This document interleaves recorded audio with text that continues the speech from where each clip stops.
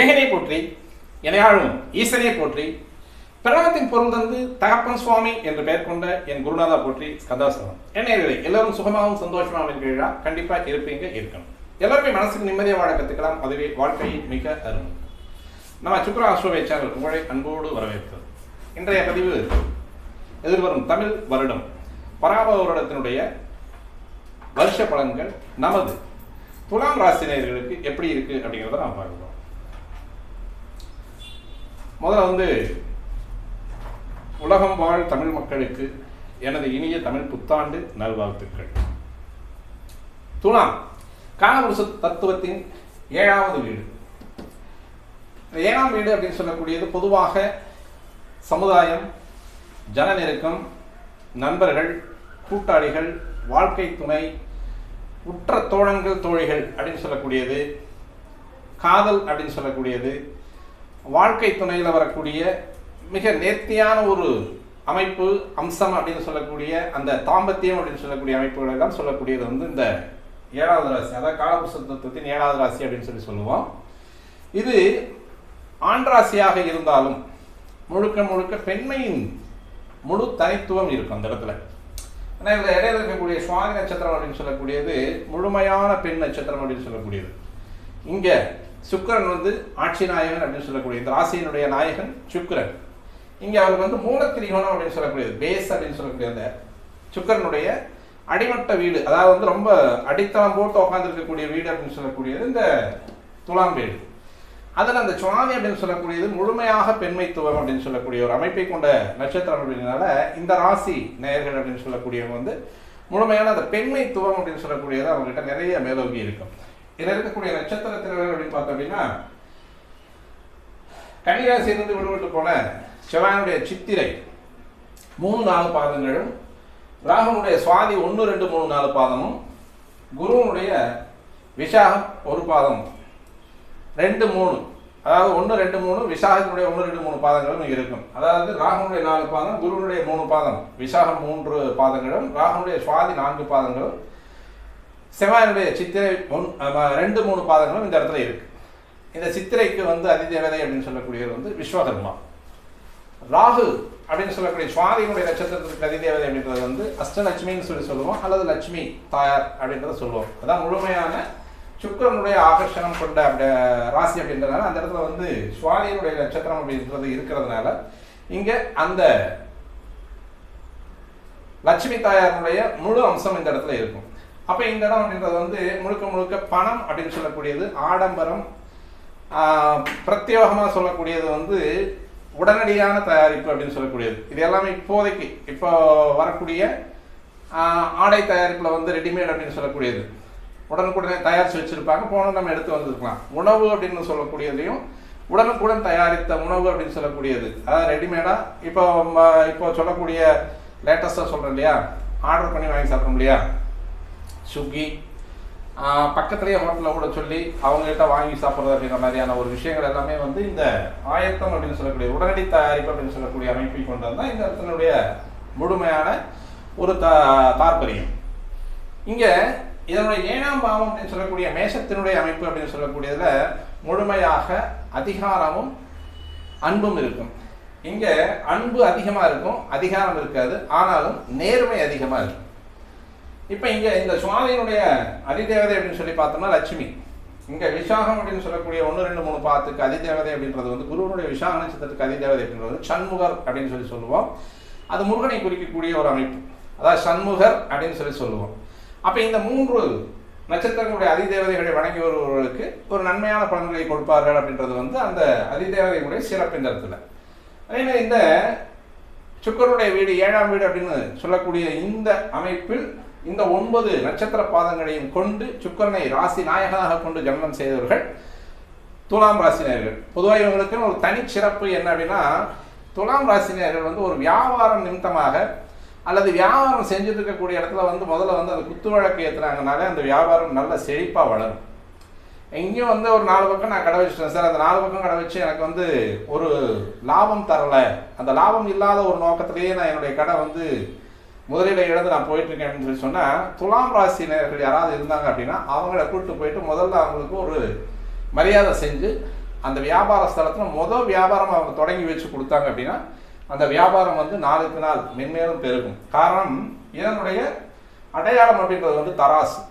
நேர்மையாக இருப்பாங்க, நாணயத்தை தவறாதவங்களாக இருப்பாங்க, நேர்மையாக இருக்கக்கூடியவர்கள், கனமும் இந்த பக்கம் மாறாமல் ஒரு விஷயத்தை செய்யக்கூடிய ஒரு நபர்கள் அப்படின்றது வந்து இந்த துலாம் ராசினியர்கள். அதனால் இவங்களை வச்சு வியாபாரம், அல்லது துலாம் ராசினியர்கள் வந்து ஒரு வியாபாரம் சும்மா சாதாரணமாக சின்ன ஒரு பெட்டிக்கடை மாதிரி வச்சா கூடவுமே ஒரு 10,000 முதலீடு, ஒரு 20,000 முதலீடு போட்டு வச்சாலுமே அது வந்து அப்படியே பல்வி பெருகி பெரிய லெவலில் வந்து ஒரு சூப்பர் மார்க்கெட் லெவலில் வந்து நிற்கக்கூடிய ஒரு அமைப்பிலும் அந்த துலாம் ராசினியர்களுக்கு இருக்கக்கூடிய சிறப்பான ஒரு அமைப்பு அப்படின்றத நம்ம சொல்லுவோம். சரி, இந்த வருஷம் அப்படின்ற பராபவ வருடம் அப்படின்ற வந்து இவங்களுக்கு எந்த மாதிரியான நல்ல பலன்களை தரப்போகுது அப்படின்றத பார்ப்போம். வருஷம் இருக்கக்கூடிய அப்படின்றது வந்து 14/4/2026 அன்று செவ்வாய்க்கிழமை இன்னைக்கு காலை 9:30 இங்க மீனராசியில் இருந்து, அதாவது பங்குனி மாசத்தில் இருக்கக்கூடிய சூரியன் சித்திரை மாசத்திற்கு பிரவேசம் செய்யக்கூடிய மேசராசிக்கு பிரவேசம் செய்யக்கூடிய நேரம் அப்படின்றது வந்து காலை 9:30 14/4/2026 செவ்வாய்க்கிழமை. இப்போ இந்த நேரத்தில் வந்து அந்த சூரியன் சித்திரை மாதத்துக்கு மேசராசிக்குள்ள பிரவேசம் செய்யக்கூடிய நேரத்தில் இருக்கக்கூடிய ராசி கட்டையில் தான். அதில் வந்து லக்னம் வந்து ரிஷப லக்னமாகவும் ராசி வந்து கும்பராசியாகவும் வருது. அப்போ ரிஷப லக்னம் கும்பராசி, இந்த ராசியும் லக்னம், இந்த வருடத்தினுடைய ராசியும் லக்னமும் துலாம் ராசி நேயர்களுக்கு எந்த இடத்துல விழுகுது அப்படிங்கிறத வச்சும் ஒரு பலன். அதே மாதிரி இருக்கக்கூடிய வருடாதி கிரகங்கள் அப்படின்னு சொல்லக்கூடிய சனி, ராகு, கேது, குருவனுடைய அமைப்பை பொறுத்து இந்த துலாம் ராசி நேயர்களுக்கு எந்த மாதிரியான பலன்கள் கிடைக்குது அப்படிங்கிறத ஒரு 2 செக்டராக பிரித்து பார்க்கலாம். இப்போ உங்களுடைய ராசிக்கு நேர் 8ஆம் இடம் அப்படின்னு சொல்லக்கூடிய இடத்துல தான் இந்த வருடத்தினுடைய லக்ன பிறப்பு அப்படின்னு சொல்லக்கூடியது அமையுது. அப்போ நம்ம வந்து கொஞ்சம் ஜாக்கிரதையாக இருக்கணும் அப்படின்றத வந்து அது சுட்டி காட்டுது. எதில் தனக்குன்னு வரக்கூடிய நேர்மையான பெயர், ஏற்கனவே நேர்மையானவங்க தான் நீங்கள், அந்த நேர்மைக்கும் ஒரு சின்ன களங்கத்தை உருவாக்கக்கூடிய ஒரு அமைப்பு அப்படின்னு சொல்லக்கூடியது 8ஆம் இடத்துல விழுகக்கூடிய லக்னம். 6ஆம் அதாவது வந்து இங்கிருந்து உங்களுக்கு 1, 2, 3, 4, 5ஆம் பாவத்தில் வந்து ராகு ஏற்கனவே உட்காந்துருக்காரு. அந்த இடத்துல இந்த வருடத்தினுடைய ராசி ஆரம்பமாகுது. ராசி புள்ளி அப்படின்னு சொல்லக்கூடியது சந்திரனுடைய புள்ளி வந்து எங்கே உட்காந்துருக்கு அப்படின்னு பார்த்தோம்னா சதயம் ஸ்டாரில் தான் உட்காந்துருக்கு. உங்களுடைய ராசியில் இருக்கக்கூடிய சுவாதியினுடைய அடுத்த நட்சத்திரம் அப்படின்னு சொல்லக்கூடிய இன்னொரு ராகுனுடைய அடுத்த நட்சத்திரங்கிற சதயத்தில் தான் உட்காந்துருக்கு சந்திரன். நெருக்கமான பகையில் வந்து ராகு அப்படின்றவர் உட்காந்துருக்காரு. ராகு அமர்வு அப்படின்னு சொல்லக்கூடிய வந்து 12 டிகிரிகள் இங்கே இந்த இடத்துல இருக்காரு. சந்திரன் வந்து 16 டிகிரி இன்னும் ராகுவை நோக்கி உள்ள போகக்கூடிய ஒரு அமைப்புல இருக்காரு. அப்ப சந்திரனும் ராகும் இணையக்கூடிய ஒரு அமைப்பு அப்படின்றது வந்து 5ஆம் பாவத்தில் இருக்கக்கூடியது. அப்போ அந்த அமைப்பு என்ன செய்யும் அப்படின்னு பார்த்தோம்னா எண்ணங்களில் மாற்றம், தடுமாற்றம், கல்வியில வந்து கொஞ்சம் சிரமத்தை கொடுக்கக்கூடிய ஒரு அமைப்பு. ஒரு 15 வயசு 17 வயசு இருக்கிறீங்க அப்படின்னா 10ஆம் வகுப்பு 12ஆம் வகுப்பு படிக்கக்கூடிய பிள்ளைகள் துலாம் ராசி நேயர்கள் இருந்தீங்க அப்படின்னா அவங்களுக்கு வந்து கல்வியில் வந்து கொஞ்சம் தடைகளை உருவாக்கக்கூடிய ஒரு அமைப்பு இருக்கும். பரீட்சை நேரத்தில் வந்து கொஞ்சம் உடம்பு சரியில்லாம போகக்கூடிய ஒரு காலகட்டங்களை எல்லாம் கொண்டு வந்து கொடுக்கக்கூடிய ஒரு அமைப்பாக இருக்கும்.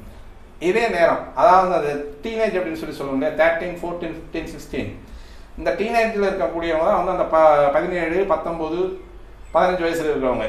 அப்போ இவங்களுக்கு வந்து அந்த காதல் அப்படின்னு சொல்லக்கூடியது 5ஆம் பாவம் தான். அந்த 5ஆம் பாவத்தில் வந்து உட்காரக்கூடிய ராகு அதோடு சேரக்கூடிய இந்த சந்திரன் அப்படின்னு சொல்லக்கூடிய ஒரு அமைப்பு. இந்த சந்திரன் வந்து உங்களுடைய ராசிக்கு 10ஆம் இடத்து அதிபதி, கர்மாதிபதி அப்படின்னு சொல்லக்கூடியவர். அவருடைய வீட்டுக்கு 6ஆம் இடத்துல போய் உட்காரக்கூடியதும் உங்களுடைய ராசிக்கு 5ஆம் இடத்துல போய் அவருடைய வீட்டுக்கு 8ஆம் இடத்துல போய் உட்காரதும் உங்களுடைய ராசிக்கு 5ஆம் வீட்டில் போய் உட்காரக்கூடிய ஒரு அமைப்பு அப்படின்னு சொல்லக்கூடியது எண்ண தடுமாற்றத்தை அதிகமாக கொடுக்கக்கூடிய ஒரு காலகட்டம் அப்படின்றது வந்து இந்த வருடம் உங்களுக்கு சொல்லிக் கொடுக்கக்கூடிய ஒரு அமைப்பு. அப்போ எண்ண தடுமாற்றத்திலையும் நமக்கு வரக்கூடிய பெயர், அதாவது ஏற்கனவே இருக்கக்கூடிய ஒரு பொசிஷன் அல்லது வந்து நம்ம செயல்படக்கூடிய செயல்பாடு அப்படின்றத வந்து கொஞ்சம் கவனமாக இருக்கணும் அப்படின்னு சொல்லக்கூடியது இந்த ராசி அப்படின்னு சொல்லக்கூடியது காமிக்குது. அப்போ இந்த பராபவ வருடம் பிறக்கக்கூடிய தேதியில நடந்துட்டு இருக்கக்கூடிய அந்த தசை புத்தி அப்படின்னு சொல்லக்கூடியது ராகு தசை புத்தி வந்து சுக்கரன் புத்தி தான். உங்களுடைய ராசிநாதனுடைய புத்தி தான் நடக்குது. அவரே அட்டமாதிபதியாக வர்றதுனால ராசிக்கும் 8க்கும் உடையவருடைய புத்தி நடந்துட்டு இருக்கு. உங்களுடைய ராசிநாதன் ராசிக்கு 7ஆம் இடத்துல சூரியனோடு சேர்ந்து உங்களுடைய ராசியை பார்க்கக்கூடியது ஒரு நன்மையை தரக்கூடிய ஒரு அமைப்பு. எவ்வளோதான் பிரச்சனைகள் வந்தாலும் படிப்பில் வந்து கொஞ்சம் தொய்வு வருது. கடைசியில் அந்த பரீட்சை நேரத்தில் வந்து கொஞ்சம் முயற்சி பண்ணி படித்தா ஓரளவுக்கு வந்து மார்க் ஸ்கோர் பண்ணலாம் அப்படின்ற மாதிரியான ஒரு அமைப்பை கொண்டு வரும். அதற்கு வந்து பேருக்கு வந்து கொஞ்சம் கலங்கம் வருது அல்லது நம்மளுடைய கௌரவத்துக்கு வந்து பின்னடைவு வருது அப்படின்னா நம்மளுடைய சுய அறிவு கொண்டு. காரணம் இந்த சுக்கிரன் அப்படின்னு சொல்லக்கூடியது வந்துட்டு ராசிக்கு 7ஆம் இடத்துல இருந்து மீண்டும் தனது வீட்டை பார்க்கக்கூடிய ஒரு அமைப்பு அப்படின்னு சொல்றதுனால தனது புத்தி தனது செயல்பாடு இதை வச்சே நமக்கு வரக்கூடிய ஒரு ஆபத்துகளை மிக ஈஸியாக சமாளிச்சுட்டு போயிடலாம் அப்படிங்கிறதையும் இந்த ராசி கட்டம் அப்படின்றது வந்து உங்களுக்கு சொல்லி காமிக்குது. அடுத்தபடியாக பார்த்தோம் அப்படின்னா இங்கே இப்போ இருக்கக்கூடிய இந்த கிரக அமைவு அப்படின்னு சொல்லக்கூடியது ஒரு 10-20 நாளில் மாறிக்கும். சுக்கிரன் அப்படின்னு சொல்லக்கூடிய மாத கிரகங்களுடைய ராசிநாதன் அப்படின்றது வந்து மாதத்துக்கு ஒரு டைம் அப்படியே மாறிட்டு வரக்கூடியது. இந்த வருஷத்தினுடைய ஆரம்பத்தில் இது செய்யக்கூடியது, அது சொல்லக்கூடிய செய்தி அப்படின்றது வந்து நமக்கு ஒரு இன்டிமேஷன் கொடுக்குது. கொஞ்சம் சிரமத்தை கொடுக்கக்கூடிய ஒரு அமைப்பாக இருக்குது அப்படின்றத வந்து சொல்லுது. அதாவது நம்மளுடைய பெயர் புகழுக்கு அந்தஸ்துக்கும் கௌரவத்துக்கும் ஈடுக்கு வரக்கூடிய ஒரு அமைப்பு இருக்குது அப்படிங்கிறத வந்து தெளிவாக சொல்லுது. அப்படிங்கிறத மட்டும்தான் இந்த ராசி கட்டத்தை நம்ம பார்த்துக்கணும். அடுத்தபடியாக இருக்கக்கூடியது அப்படின்றது வந்து வருடாதி கிரகங்கள் அப்படின்னு சொல்லக்கூடிய ராகு கேது இருக்கக்கூடிய இருப்பு அப்படின்னு சொல்றது பார்த்தோம் அப்படின்னா இந்த ராசி உங்களுடைய ராசிக்கு 5ஆம் இடத்தில் ராகுவும் இந்த ராசியினுடைய 11ஆம் இடத்தில் கேது நல்ல பலமான இடத்துல உட்கார்ந்து கேது வந்து 11ஆம் இடத்துல உட்கார்ந்து இருக்கிறது அப்படின்றது வந்து ஆராய்ச்சி கல்வி, பட்டய கல்வி.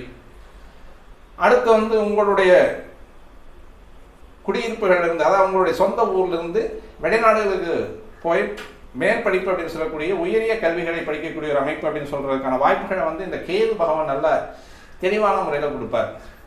மேலும் வந்து மருத்துவ கல்வியில, பொறியியல் கல்வியில நாங்கள் வந்து உயர்கல்வி, அதாவது உயர்பட்ட படிப்பு முடிச்சிட்டோம், அதற்கடுத்து வந்து நாங்கள் ஒரு ஆராய்ச்சி கல்வி படிக்கணும் அப்படின்னு சொல்றவங்களுக்கு வந்து இது 11ஆம் இடத்துல இருக்கக்கூடிய கேது வந்து மிக மிக சாதகமான ஒரு சூழ்நிலையை உருவாக்கி கொடுக்கக்கூடிய ஒரு கிரகம்.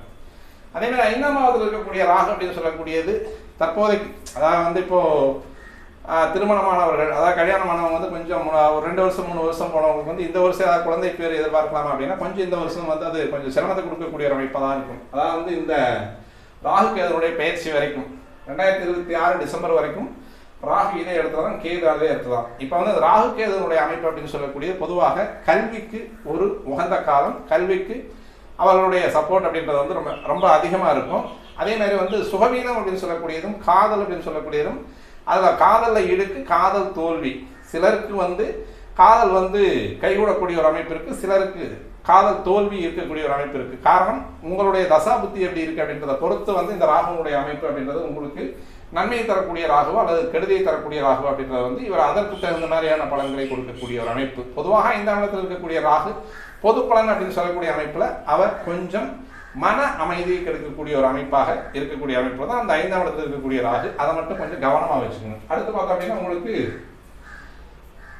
சனி 6ஆம் பாவத்தில் சனி 1 2 3 4 5 6ஆம் பாவத்தில் சனி, அந்த வருஷ ஆரம்பத்திலே சனி செவ்வாய் புதன் இந்த 3 கிரகங்கள் அப்படின்னு சொல்லக்கூடியது. உங்களுடைய ராசிக்கு 9 12 கூடிய புதன் நீச்சமாவதும், உங்களுடைய ராசிக்கு 2 7 கூடிய செவ்வாய் நீச்சனோடு சேர்ந்து அமரக்கூடிய ஒரு அமைவு, உங்களுடைய ராசிக்கு 4 5 அப்படின்னு சொல்லக்கூடிய பாவத்திற்கு சொந்தக்கார சனி 6ல் போய் மறைவதும். பொதுவாக 4 5 கூடியவர் வந்து 6ல் மறைவது வந்து அவ்வளவு நல்லதில்லை. ஆனால் சனி அப்படின்னு சொல்லக்கூடியவர் வந்து 6ல் உட்கார்றது நல்லது. இது வந்து கொஞ்சம் ஒரு முரண்பட்ட பலனை தரக்கூடிய ஒரு அமைப்பாக தான் இருக்கும். 6ஆம் பாவத்தில் இருக்கக்கூடிய சனி செவ்வாய் பொதுவாக ஏற்கனவே கொஞ்சம் ஒரு வயதானவங்களுக்கு ஒரு 50 வயசு 55 வயசு 60 வயசு இருக்கிறவங்களுக்குலாம் வந்து கொஞ்சம் ஏற்கனவே இருக்கக்கூடிய வியாதியை தீவிரப்படுத்தக்கூடிய ஒரு அமைப்பு. சனி இருக்கக்கூடிய இடத்தை நசிக்கும் அப்படின்னு சொல்லுவாங்க. ஆனால் அங்கே சேர்க்கை அப்படின்னு சொல்லக்கூடிய செவ்வாய் 2 7 கூடியவர் அப்படின்னு சொல்லக்கூடிய ஒரு அமைப்பு.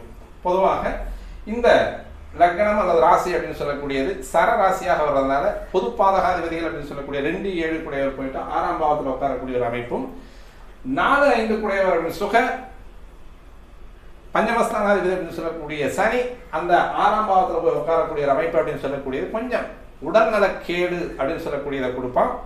அதே மாதிரி குறுக்கு தேர்வுகள், முன்னிலை தேர்வுகள், நுழைவுத் தேர்வுகள் இந்த 3ல் எழுதும் பொழுது கொஞ்சம் கவனத்தோடு எழுதணும்.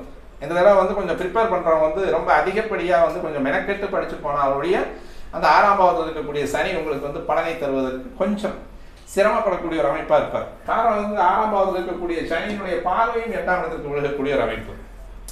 வருஷத்தினுடைய ஜாதகம் இப்படி இருக்கு, அதாவது ராகு தசை அது உங்களுக்கு ஒன்றும் பெருசாக வந்து பாதிக்கிறதுக்கான வாய்ப்பு இல்லை. வருஷத்தினுடைய முழுமையும் அப்படின்றத வந்து ராகு தசை பாதிக்கக்கூடிய ஒரு பலன்கள் கிடையாது. சுக்கிர புக்தி அப்படின்னு சொல்லக்கூடியது அதுவும் பாதிக்கக்கூடிய ஒரு அமைப்புல இல்லை. ஏன்னா சுக்கிரன் வந்து சுயசாரம் தான் வாங்கி உட்காந்துருக்காரு, பரணி 4ல் தான் உட்காந்துருக்காரு இந்த இடத்துல. அப்போ அந்த ராகு தசையும் சுக்கிர புத்தி அப்படின்னு சொல்லக்கூடியது 2007 10ஆம் மாதம் வரைக்கும் இந்த வருஷம் பராபவ வருடம் தாண்டியும் இருக்கு.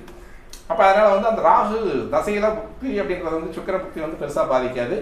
இங்கே இருக்கக்கூடிய கோச்சார கிரகங்களுடைய அமைப்பு அப்படின்னு சொல்லக்கூடிய நமக்கு வந்து கொஞ்சம் பின்னடைவை தரக்கூடிய ஒரு அமைப்பாக இருக்கும். அதனால் வந்து கொஞ்சம் ஜாக்கிரதையாக இருந்துக்கிறது நல்லது. 6ஆம் பாவத்தில் இருக்கக்கூடிய சனி செவ்வாயினுடைய அமைப்பு அப்படின்றது வந்து இரவு நேர போக்குவரத்துகளை தவிர்க்கணும். முதல்ல அதை வந்து கவனமாக பார்த்துக்கணும். மற்றவங்ககிட்ட வாங்கி கொடுக்குறது அப்படிங்கிறது வந்து கொஞ்சம் யோசித்து கொடுக்கணும். கொஞ்சம் நம்ம பாட்டில் அசால்ட்டாக பேசிட்டோம், நம்ம வந்து தமாசா தான் பேசியிருப்போம், அல்லது அவங்களுக்கு ஒரு நல்லது செய்யணும் அப்படின்ற ஒரு நோக்கத்தில் தான் நம்ம பேசியிருப்போம். ஆனால் அவங்களுடைய மனநிலை அப்படின்னு சொல்லக்கூடியது உங்களுடைய வாய் வார்த்தைகள் அவங்களுக்கு வந்து ஒரு விபரீதமான ஒரு முடிவை கொடுக்கக்கூடிய ஒரு அமைப்புகளை கொண்ட ஒரு அமைப்பாக இருக்கும். அப்படின்றதுனால வாய் வார்த்தைகளை மிக மிக யோசித்து பிரயோகம் பண்ணிக்கிறது நல்லது. டக்குன்னு பேசுறதை காட்டிலும் ஓரளவுக்கு வந்து நம்ம அமைதியாக இருந்து யோசித்து பேசலாம். இல்லைன்னா பேசாமல் இருந்துக்கிறது கூட அதை அப்படியே அந்த வார்த்தைகளை தவிர்த்துக் கொள்வது மிக மிக நல்லதாக இருக்கக்கூடியது. சனி செவ்வாய் புதன் அப்படின்னு சொல்லக்கூடியது. ஏன்னா விளையாதிபதி போய் அங்கே உட்காந்துருக்கார், பேசி கெட்ட பேராகி பேசி வில்லங்கமாகி அதனால் வந்து காவல்துறை நீதித்துறை அப்படின்ற மாதிரியான ஒரு விஷயங்களுக்கெல்லாம் போகாமல் இருக்கிறது நல்லது இல்லையா? ஏன்னா 6ஆம் பாவம்ன்றது வந்து மிக மூர்க்கமான பாவம். அதிகப்படியான எதிரிகளை வைத்திருக்கக்கூடிய பாவமாக தான், எதிரிகளை வெல்லக்கூடிய பாவமாக தான். அப்போ அந்த எதிரிகளை வெல்லக்கூடிய பாவத்தில் சனி உட்காந்துருக்கிறது நல்லது, செவ்வாய் உட்காந்துருக்கிறது நல்லது. ஆனால் 2 பேரும் சேர்ந்து உட்காந்துருக்கக்கூடிய ஒரு அமைப்பு அப்படின்றது தனித்தனியாக இருந்தால் வெல்லக்கூடிய அமைப்பு. 2 கிரகங்களும் ஒன்று சேர்ந்து உட்காந்துருக்கக்கூடியது அப்படின்றது வந்து கொஞ்சம் கடமையை தரக்கூடியது. அது எது வரைக்கும் இருக்கும் சார் அப்படின்னா, இந்த ஏப்ரல் மாதம் முடிஞ்சு மே மாதத்தில் வந்து செவ்வாய் அந்த பக்கம் வந்துடுவார். இருந்தாலும் அந்த வருட ஆரம்ப ஜாதகம் அப்படின்றது வந்து அந்த வருடம் முழுக்கும் அதனுடைய 60% ஒரு பலனை கொடுக்கக்கூடிய அமைப்பு தவறாது. அதனால் வந்து கொஞ்சம் ஜாக்கிரதையாக இருக்கிறது நல்லது. 7ஆம் பாவத்தில் உங்களுக்கு 11 லாபஸ்தானாதிபதி அப்படின்னு சொல்லக்கூடியது வந்து 7ஆம் பாவத்தில் உச்சமடையக்கூடிய ஒரு அமைப்பு. நல்ல அமைப்பு தான், ஒன்றும் பிரச்சனை இல்லை. இப்போ இந்த 11ஆம் பாவாதிபதி 7ஆம் பாவத்தில் உச்சமடைகிறது அப்படின்றது வந்து இதுவரை திருமணத்திற்காக காத்திருக்கக்கூடிய மணப்பெண் மணமகள் மணப்பெண் பையனுக்கு திருமணமாகக்கூடிய ஒரு வாய்ப்பு அப்படின்றது வந்து 100% உண்டு. சூரியன் தான் 7ல் போய் உட்காந்துருக்காரு, ஆனால் சுக்கிரனோடு சேர்ந்த சூரியனாக உட்காந்துருக்கார். லாபாதிபதி அப்படின்னு சொல்லக்கூடிய சூரியன் 7ல் போய் உட்கார்றது அப்படிங்கிறது வந்து இந்த நேரத்தில் கோச்சார கிரகம் அப்படின்னு சொல்லக்கூடிய அமைப்பில் இந்த சூரியனுடைய நிலைப்பாடு. பொதுவாக 7ல் சூரியன் இருந்தால் வரக்கூடிய மணமகன் அல்லது மணமகள் வந்து கடுமையாக இருப்பாங்க, அல்லது வந்து கொஞ்சம் வர்றவங்களை வந்து ஒரு ஆளுமை செய்யக்கூடிய ஒரு நபராக இருப்பாங்க அப்படின்லாம் சொல்லுவாங்க. ஆளுமை செய்யக்கூடிய நபராக இருந்தாலும் அரவணைக்கக்கூடிய நபராகவும் அவர் இருப்பார். ஏன்னா சூரியனுக்கு கொடுக்கறது மட்டும்தான் தெரியும். கொஞ்சம் கோபமாக பேசுவாங்க, அவ்வளோதான், வேற ஒன்றும் கிடையாது. அதட்டி பேசுவாங்க. அந்த அதட்டலில் வந்து ஒரு ஆளுமை இருக்கும். அந்த ஆளுமை வந்து அவங்கள வந்து ஒரு ஆரோக்கியமும் நல்வழிப்படுத்தக்கூடிய ஒரு அமைப்பில் தான் இருக்க முடியும். மற்றபடி வந்து வேற எந்த விதமான ஒரு கெடு பாதகமான செயல்களையும் செய்யாது. அப்போ 7ல் இருக்கக்கூடிய சூரியனால துலாம் ராசி நண்பர்களுக்கு இந்த வருடம் திருமணம் அப்படின்னு சொல்லக்கூடிய ஒரு அமைப்புக்கு வந்து தெளிவான முறையில் கொண்டு வந்து அந்த சூரியனுடைய நிலைப்பாடு தரும். அப்போ திருமணம் ஆகாதவர்களுக்கு திருமணம், புதிய ஏற்பாடுகள், அதாவது வந்து தொழில் ஏற்பாடு அல்லது நிலம் வாங்குறது, வண்டி வாகனங்கள் வாங்குறது அப்படின்ற மாதிரியான ஒரு அமைப்புகளுக்கெல்லாம் உங்களுடைய எண்ணம் ஈடேறக்கூடிய ஒரு அமைப்பு அப்படின்றது வந்து தெளிவான முறையில் இந்த சூரியன் சுக்கிரனுடைய அமைப்பு சொல்லும். இருந்தாலும் இந்த சனியினுடைய பார்வை அப்படின்னு சொல்லக்கூடியது வந்து 3ஆம் பார்வையாக வந்து 8ஆம் இடத்திற்கும், 7ஆம் பார்வை அப்படின்றது வந்து 12ஆம் இடத்திற்கும், அவருடைய 10ஆம் பார்வை 3ஆம் இடத்திற்கும் விழுகிறது அப்படின்றது வந்து இடமாற்றத்தை கொடுக்கக்கூடிய ஒரு அமைப்பு. எப்பவுமே 3ஆம் பாவத்திற்கு கெடுகிரக தொடர்புகள் வரும் பொழுது கண்டிப்பாக இடமாற்றம் அப்படிங்கிறத வந்து 100% செய்யும். அதனால் வந்து உங்களுக்கான இந்த இடமாற்றத்தை சாதகமான முறையில் மாற்றிக்கிங்க.